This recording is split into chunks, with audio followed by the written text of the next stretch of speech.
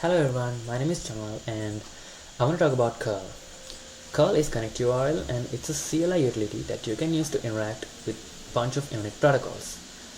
So if I go to my browser, I can show you that this is cURL's official website, by the way. So it does support a bunch of protocols here, and in the HTTP method it supports HTTP methods. So that means we can use this to interact with the API. But we already have graphical user interface applications to interact with APIs like Postman. So why use or get to know about cURL anyways? The reason is that you cannot use graphical user interface applications everywhere, like for example when you are SSHing into a remote server.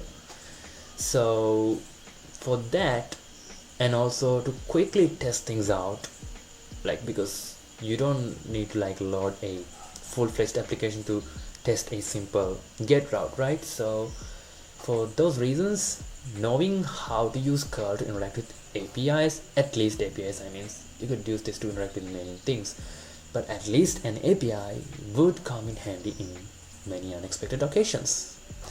So in this video, I'm going to show you that. So let me switch to my terminal and I'm gonna switch to TMP directory so it's easier for me to do something here, because whatever I do will be cleaned up when I restart my computer.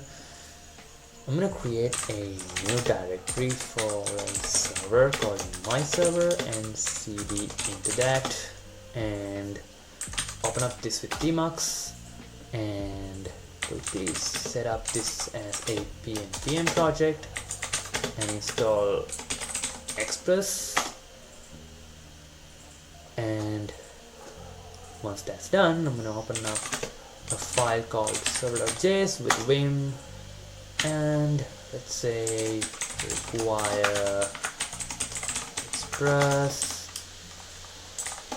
and get, and let's say home route and res and res.send hi from get, and also listen for 3000, and then let's pass console.log and say server please run, I guess. So if I open up another split and say node server.js, you can see the server is running. Let me open up another split to show you how to use cURL now.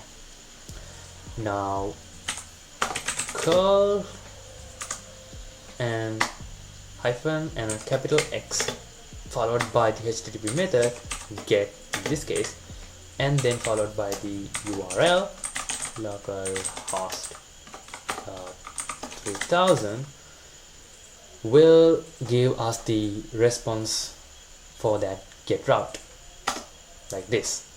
So cURL's official, cURL's default behavior is to send a get request when it is called upon a URL like this. So you don't need to actually even specify this. So even if you just do this, it'll still work. But what if there's a different method, like post? And let's say post here. Post, if I could type and restart the server and get the same command, you just have to say type it like this, and it'll just give you the post.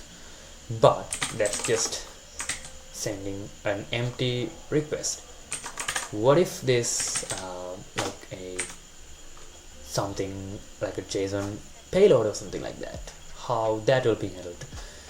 To show you that, let me just use require again and Express and JSON, I guess.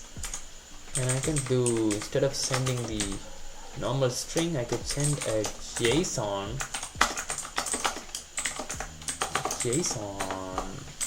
string, like let's say received, and this time let's also take this request from here and send whatever we get from the request. So request body. So everything is right. If we do like curl -x post, and then followed by this time a header. So the header will be, for this thing is content type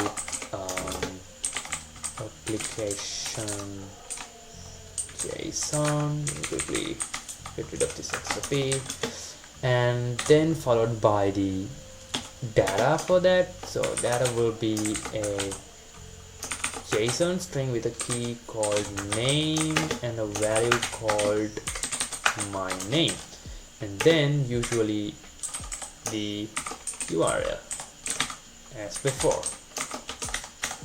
http://localhost:3000. If I do this, you could see that it took the JSON thing that I sent and put it as the value for the structure here, because I have sent received here and send it back. That's how simple curl is and how to use curl. So I hope you guys got a little bit idea on how to use curl. This is just the tip of the iceberg. You could use curl to download files, upload files, and many more things that I don't even know of. But at least knowing simple thing like interacting with an API would help you. Believe me, it will help you. So yeah, that's it, and bye bye.